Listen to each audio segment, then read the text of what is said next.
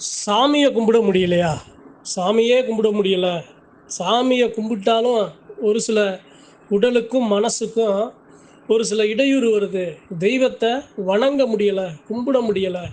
மன நிம்மதியா மனசு ஓர்நிலை படமாட்டுது அப்படின்னு இருக்கிற அன்பர்களுக்கு இன்னைக்கு இந்த பதிவு. ஏன் சாமியை கும்பிட முடியல? சாமியை கும்பிட்டா தானேங்க நமக்கு ஒரு மன நிம்மதி கிடைக்கும். நம்ம கேள்விகளுக்கு பதில் கிடைக்காவிட்டாலும் ஒரு ஆறுதல் கிடைக்கும். அப்படி இருக்கிற தெய்வத்தவே கும்பிட முடியல அப்படின்னா ஏன்? என்ன தடுக்குது? இந்த இடத்துல யார் தடுக்கிறா? அப்படிங்கிறத நான் அறிஞ்சதை அறிவு நண்பர்கள்ட்ட பகிர்ந்து கொள்ள ஆசைப்படுறேன். சாமியை கும்பிடணும் அப்படின்னா எல்லாரும் எப்படி சொல்றது அப்படின்னா, மனசும் உடலும் சுத்தமாக இருந்தால் எல்லாரும் சாமியை கும்பிட்டுடலாம். ஆனால் யாருக்கு ஒரு சில தடைகள் இருக்கோ, யாருக்கு ஒரு சில இடையூறு இருக்கோ, யாருக்கு ஒரு சில மறுப்பு இருக்கோ, யாருக்கு ஒரு சில கட்டு இருக்கோ, அவர்களுக்கு இது ஒரு பெரிய சுமையாக இருக்கும். சாமியை முடிஞ்ச அளவு மீறி போய் நாம் கும்பிட்டு வந்தாலும் மறுபடியும் நமக்கு ஏதாவது ஒரு சில மனச்சலனங்கள் ஏற்பட்டு நமக்கு ஒரு நிம்மதி இழக்கிற ஒரு சூழ்நிலை உருவாகும். அந்த பெருமக்களுக்கு தான் இன்னைக்கு இந்த பதிவு. சரிங்க, தெய்வம் இருக்கு, சாமியே மேலே நிற்கிது, உடம்புல சாமி வருது. ஆனால் உடம்புல இருக்க சாமியை கொண்டு செலுத்த முடியலை, உடம்புல இருக்க சாமியை போய் வணங்க முடியலை, உடம்புல இருக்க சாமி பேச மாட்டுது அப்படின்னா அதுக்கு யார் காரணம், என்ன காரணம் அப்படின்னு நாம் இப்படி கண்டுபிடிக்க முடியும்? நாங்கள் இதெல்லாம் கண்டுபிடிச்சா தான் சரி பண்ணிடலாமே. சரி, அப்படியே அதை கண்டுபிடிக்க முடியலையே, காரணம் எது என்ன எதுன்னே தெரியலையே, ஏன் சாமியை என்ன என் மேலே இருக்கிற சாமியை என்னாலேயே வணங்க முடியலையே, என்ன காரணம், இதை எப்படி தாங்க சரி பண்ண முடியும் அப்படின்னு கேட்குற அறிவு நண்பர்களுக்கு சொல்கிறேன். அதாவது எப்படி சொல்கிறது அப்படின்னா, என்னைய காக்கிற சாமிக்கு எனக்கு இருக்கிற தொடர்பு இடைவெளி துண்டிக்கப்படுது. எனக்கும் என் சாமிக்கும் இடையே ஒரு சில மறிப்புகள், ஒரு சில சூழ்ச்சிகள் ஏற்படுது. அப்படிங்கிற பட்சத்தில் தான் இந்த நிலை உருவாகும்.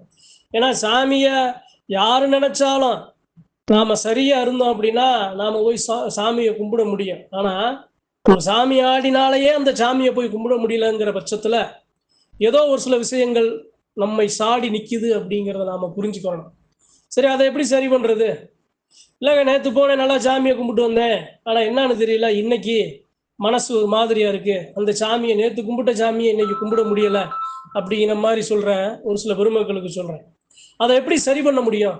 உங்களுடைய தெய்வத்தை நீங்கள் தொடர்ந்து நீங்கள் எப்படி அதை வழிபட முடியும் அப்படின்னா, ஒன்று இருக்கிற இடம், இன்னொன்று நம்மளுடைய தேகம், இன்னொன்று நாம் வணங்குற சாமி. இந்த 3 விஷயங்களுக்கும் நாம் ஒரு சில விஷயங்களை செய்யணும். அந்த விஷயங்களை யாரால செய்ய முடியும் அப்படின்னா சாமியாடி வரும் மக்கள் தான் செய்யணும். இந்த பதிவு சாதாரண மக்களுக்கு அல்ல, சாமியை சுமக்கிற அந்த சாமியாடி வரும் மக்களாலேயே அந்த சாமியை வணங்க முடியலை அப்படிங்கிற மக்களுக்கு தான் இன்னைக்கு இந்த பதிவை பகிர்ந்து கொள்ள ஆசைப்படுறேன். சரி, எப்படி என்ன செய்யறது, என்ன செஞ்சா இதை சரி பண்ண முடியும் அப்படின்னா, முதல்ல இருக்கிற இடத்துல, நான் இருக்கிற இடத்துல இருக்கிற ஒரு சில எதிர்மறை சக்திகள் இருந்தாலும் அது என்னை தடுக்கும். அந்த எதிர்மறை சக்திகளை நான் எப்படி சரி பண்ண முடியும் அப்படின்னா, அதை கழிச்சு கட்டணும், அதை சுத்தம் பண்ணணும்.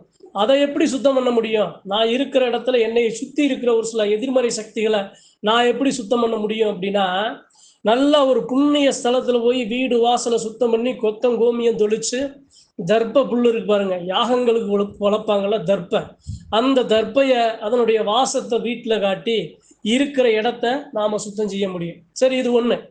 புண்ணிய ஸ்தலத்திலிருந்து கொண்டு வர தீர்த்தமோ கொத்தம் கோமியமோ அதே சமயம் இந்த தர்ப்ப வாசமோ நாம இருக்கிற இடத்த சரி பண்ணுது. சரி, என்னுடைய உடலை, இந்த தேகத்தை நான் எப்படி சரி பண்ண முடியும் அப்படின்னா, என்னுடைய தேகத்துல ஒரு சில எதிர்மறை சக்திகள் சாடி நிக்குது அப்படிங்கிற பட்சத்துல என்னுடைய தேகத்தை நான் எப்படி சரி பண்ண முடியும் அப்படின்னா, ஒரு 3 எலுமிச்சங்கனியை எடுத்து நமக்கு நாமே வலப்பக்கம் 7 சுத்து, இடப்பக்கம் 7 சுத்து சுத்தி நம்ம காலால அந்த 3 எலுமிச்சங்கனியை நம்ம காலால மிதிச்சு உடைச்சு கைகால அலும்பி நாம உள்ள வரணும். அப்ப உடல்ல சாடி நின்ன ஒரு சில எதிர்மறை சக்திகளும் விலகும். அப்ப இருக்கிற இடத்த சுத்தம் பண்ணிட்டோம், இந்த தேகத்தை சுத்தம் பண்ணிட்டோம், நான் வணங்குற சாமி எனக்கு, நான் எந்த தெய்வத்தை சுமக்கிறனோ, எந்த தெய்வத்தை நான் நெருங்க முடியாம இருக்கனோ, எந்த தெய்வத்தை நான் வணங்க முடியலையோ, எந்த தெய்வத்தை நான் கும்பிட முடியலையோ, அந்த தெய்வத்துக்கு நான் ஒரு திஷ்டி எடுக்கணும். எப்படி திஷ்டி எடுக்கணும் அப்படின்னா, நல்ல ஒரு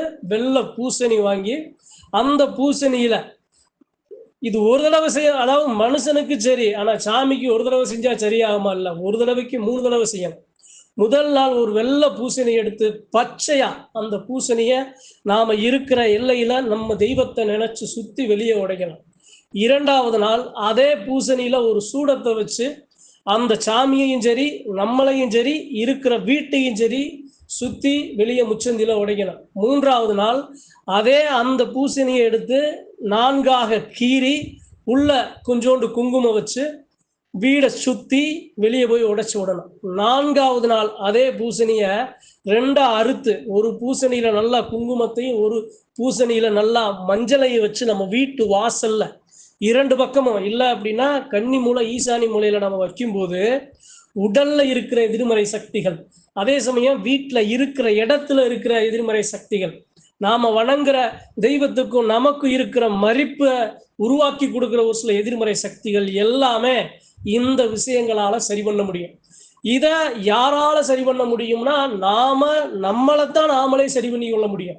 நமக்கு இப்படியெல்லாம் இருக்கு அப்படின்னு நாம மன கவலைப்பட்டு உடைஞ்சு உட்கார்றதுக்கு பதிலாக தெய்வத்தை நினைச்சு, இப்படியெல்லாம் இருக்கப்பா, நாம இதை செய்வோம், இதை செஞ்சா இது சரி ஆகும் அப்படின்னு இருக்கிற இடத்தையும் சுமக்கிற தேகத்தையும் வணங்குற தெய்வத்தையும் நாமளே பாதுகாக்க முடியும். அப்படிங்கிறதுக்காகத்தான் இந்த பதிவு அறிவு நண்பர்கள்ட்ட பகிர்ந்து கொள்ள ஆசைப்படுறேன். ஒரே ஒரு விஷயம், ஏன் உங்க சாமியை உங்களால கும்பிட முடியல, அதுக்கு என்ன நோக்கம் இருக்கும் அப்படின்னா, நீங்கள் உங்க தெய்வத்தை வழிபடும் போது உங்கள் தெய்வம் வலிமை பெறும், அதே போல் உங்களுடைய உடலும் உங்களுடைய எண்ணமும் வலிமை பெறும்.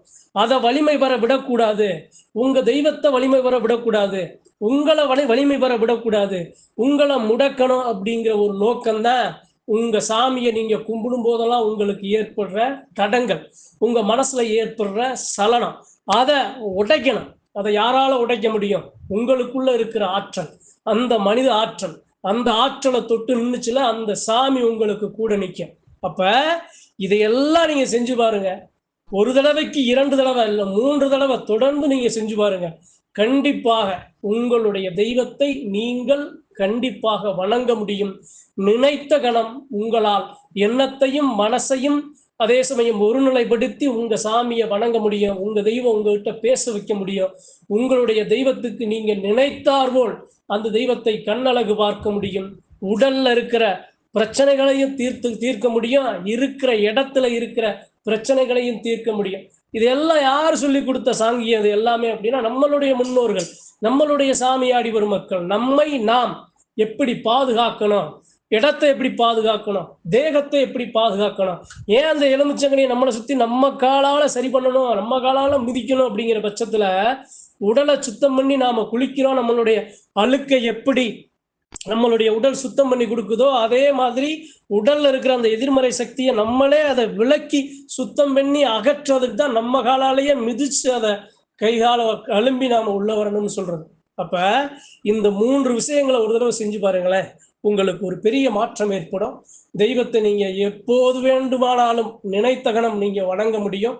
இது போன்று தடங்கள் மறிப்பு எதுவும் ஏற்படாது அப்படிங்கிறது சத்தியமான உண்மைன்னு சொல்லி இந்த பதிவை, தெய்வத்தை வணங்க முடியாம, தெய்வத்தை வணங்கினா ஒரு சில பிரச்சனைகளை சந்திக்கிற ஒரு சில பெருமக்களுக்கும், சாமியவே வணங்க முடியலையே, சாமியை கொண்டு செலுத்த முடியலையே, சாமியை ஊக்கப்படுத்த முடியலையே, சாமியை வணங்குற இந்த தேகம் நலிவடையுதே, அந்த ஆரோக்கியத்தை கூட்டி கொடுக்கணுமே அப்படிங்கிற அந்த ஒரு நல்ல எண்ணங்களின் அடிப்படையில் இந்த பதிவை சாமியாடி ஒரு மக்களுக்கு பகிர்ந்து கொள்ள ஆசைப்பட்டேன். நன்றி, வணக்கம். மற்றும் ஒரு பதிவில் சந்திப்போம்.